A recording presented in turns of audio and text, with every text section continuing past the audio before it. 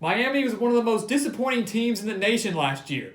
But can Manny Diaz make them a threat in the ACC once again? Find out here on the Gridiron Expert. Yeah.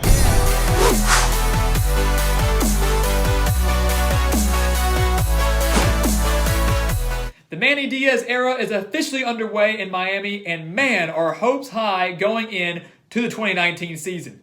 And rightfully so. The Hurricanes returned 6 starters on the offensive side of the ball and 6 starters on the defensive side of the ball, but their biggest playmaker this year wasn't even on the team in 2018.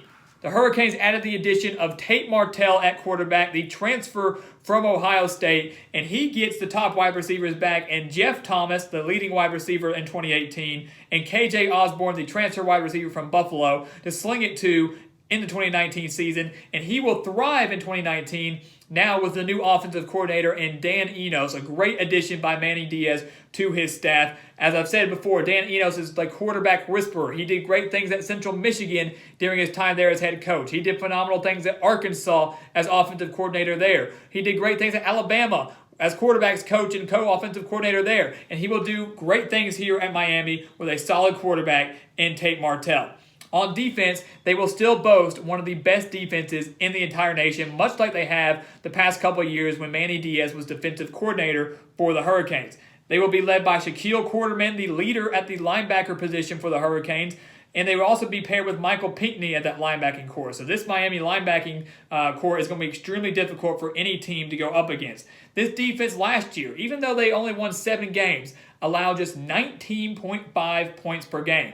And they're still going to be very strong in 2019, maybe even better than they were in 2018, which is even scary to think about. They opened the season against Florida, an in-state rival, in Week 0, and I couldn't think of a better way to kick off the 2019 college football season. This will be the first college football game played in 2019, and it's an in-state rivalry with a Florida team that won a New Year's Six bowl game last year over Michigan, and a Miami team that is looking to be rejuvenate and become a threat in the ACC, much like they were a few years ago. And Manny Diaz is bringing that swagger back, no doubt in my mind. Unfortunately, Miami will not have enough to defeat the Gators in the season opener. Florida boasts, like Miami, a very, very strong defense that allowed just 20 points per game last year.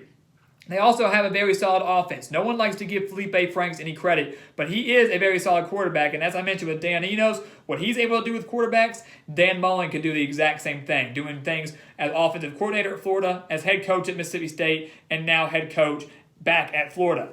Felipe Franks also returns a lot of his top wide receivers. This game is going to be tough for a brand new head coach and a brand new quarterback, especially going up against this tough of a defense. Miami falls in Week 0 to the Florida Gators and start off the year 0-1. But things certainly do get easier after that. Things start to pick up. They get a week of rest before they go back on the road for their first ACC game against North Carolina, and a brand new head coach there as well in Mack Brown, who had a stint at North Carolina many, many years ago, but mostly known for the work that he did at Texas, including a national championship. This game against North Carolina, though, should be an easy win for Miami, especially if they live up to the hype in 2019.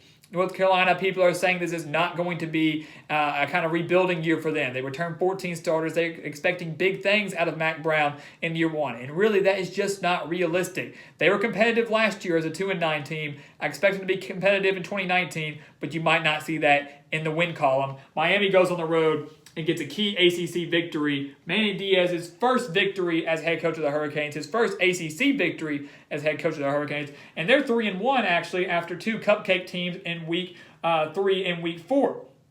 They get a major bye week after that, another week of rest, going back home to face off against Virginia Tech. And let me tell you one thing, Virginia Tech, Virginia, and Florida State, those are the 3 biggest games on Miami's schedule in the 2019 season. This Virginia Tech team is extremely different. Miami was able to take care of business on the road last year, 38-14, against a Virginia Tech team that really wasn't all that. They shouldn't have gone to a bowl game. They added, I believe it was Marshall at the end of the season to get to 6-6 to keep that bowl streak alive. But this Virginia Tech team is so much different than that. Their defense is going to be so much better under Bud Foster, one of the best defensive coordinators in the entire nation. They returned 10 starters on the defensive side of the ball. That is extremely scary. This game could be fairly low scoring and could determine who wins the ACC Coastal Division. But Miami is off a week of rest on this one. They get to host this game in Miami. and I'm going to give them the win over the Hokies. Even though they returned Ryan Willis at quarterback, who wasn't bad for them taking over for Josh Jackson, who's now at Maryland, I think they get a win over the Hokies, and that is going to be huge for them when it comes to the ACC Coastal standings. The same goes for Virginia. If this game was at Virginia, I would absolutely be picking the Cavaliers, who was able to beat Miami at home last year. This game, as I mentioned with Virginia Tech, could also very well decide who wins the ACC Coastal Division. Bronco Mendenhall is doing a phenomenal job with the Cavaliers. He has brought in a solid quarterback in Bryce Perkins, a very dangerous dual-threat quarterback who's going to be tough for any team to stop, in my opinion. And as I mentioned, Miami is still going to boast one of the best defenses in the nation. Well, so is Virginia. They're going to have 8 starters returning on that side of the ball. Bryce Hall is the legit cornerback for the Cavaliers. This game could be extremely low scoring in Miami, but home field advantage is going to be key. Even though Virginia is coming off a bye, and you know how big I am on this, it's a home game for Miami. It's on a Friday night. They're going to know what's up. Manny Diaz is a completely different coach than Mark Richt. He's bringing that swagger back and bringing that intensity back. Miami gets a clutch win over Virginia at home. They beat the 2 Virginia teams, and that's going to play such a huge role down the road in determining who plays in the ACC title game. They remain at home to face off against Georgia Tech, another team that has a brand new head coach and Jeff Collins, and who's going to be switching from that option offense we saw under Paul Johnson now to a pro-style offense, taking a lot more snaps out of the shotgun and throwing the ball a lot more, something that we haven't seen out of Georgia Tech. It's going to give Miami's defense a little bit of a test, but I would expect the secondary that had 16 takeaways, 16 interceptions in 2018 to be able to handle that with a young Georgia Tech team that's still learning the ropes. They take care of the Yellow Jackets. And once again, Miami is just a one-loss team. They're not only looking at an ACC title appearance, they might be talking about college football playoff if they can get past more than likely Clemson in the ACC title. They go on the road to Pittsburgh.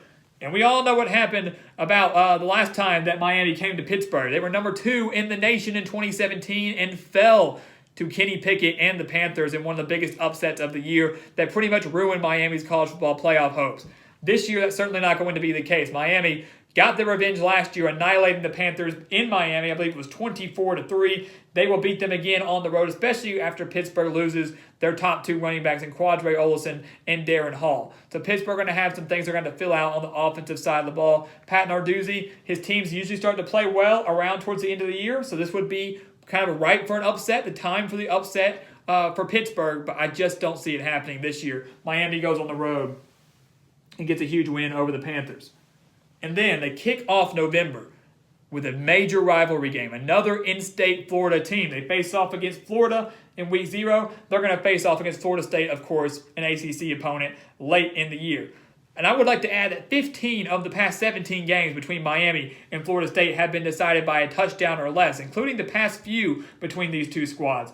Last year, Florida State had a 27-7 lead, before Miami came all the way back and was able to pull off a win 28-7. So a huge win for them in Miami last year. But this Florida State team's different. Last year they went 5-7 under Willie Taggart, and people wanted him out immediately from Tallahassee. And I was telling people to pump the brakes. That was a little too ridiculous. Year 2 is going to be so much different for them. 16 returning starters. They have a quarterback in James Blackman now. The offensive line should be healthy, which will open up holes and make major gains for Cam Akers at running back. They have a solid crew of wide receivers, and the defense also returns 8 starters from a defense that kind of struggled a lot last year. This game is at Florida State, and I would expect it to be 16 of the past 18 games between these two will be decided by a touchdown or less. But Florida State will get the win this time around. Miami takes their second loss of the season and another loss to an in-state school in the Florida State Seminoles, who will take major strides in year 2 under Willie Taggart. They return home to face off against Louisville, though, and there is no doubt in my mind that they will annihilate this Louisville team. They're going to be upset after losing to Florida State, and the one thing that's going to separate Mark Richt and Manny Diaz is I believe that Manny Diaz can win the big games, and I do not expect Manny Diaz's teams to have hangovers going into the next week. So some teams might be down after losing to a rival, especially in a close game. Not this Miami team. They come back. They annihilate Louisville, a team that's going to struggle in year 1 under Scott Satterfield. Yes, their defense returns 10 starters, but their offense will struggle mightily. And you know this Miami defense is going to be all over that. They get a win over the Cardinals. A bye week before they face Florida International, another cupcake team, another automatic win we have there before they close out the season against Duke on the road. And last year for Miami, they lost this game at home, and that was not a good loss for them. But Duke did have Daniel Jones, the number 6 pick in the 2019 NFL Draft, to the New York Giants. And a lot of people were angry about that, and you can fight that out with some other people. We're not here to talk NFL, but that was a good Duke team. This Duke team is not going to be as good as they were last year. They lose Daniel Jones. They lose some offensive key pieces. They only return 4 starters offensively, but they do return 8 defensively. This could be a trap game at the end of the year. I mean, you're looking at a Miami team that's 9-2, so they can't afford to overlook the Blue Devils, especially now that Quentin Harris, who is a capable quarterback replacing Daniel Jones, is going to be finding his groove. I thought he did well last year when he was subbing in for injury. I think he'll do good in his first full year as a starter, but I think Miami, anxious to get some revenge after losing at home last year, gets a win over a Duke team that's going to be borderline bowl eligible. They get a win over the Blue Devils, and they close out the year 10-2. And I think for some people, that sounds unrealistic. I think some people don't want to hear that. But I'm here to tell you that this is a different Miami team. You heard me talk a lot about Florida State and how different they're going to be. Miami's going to be the exact same way. 6 starters on offense, 6 starters on defense. Tate Martell is the key. If he does not thrive in this offense and they have to put someone in like Jaron Williams or N'Kosi Perry, then maybe they don't go 10-2. But this is going to be a dangerous Miami team. As I mentioned, Manny Diaz is bringing that swagger back, and Miami will be like they were just a few years ago, relevant in the ACC and relevant on the national stage. And with this 10-2 record, it should be good enough to get them a berth in the ACC title game in just year 1 of the Manny Diaz era.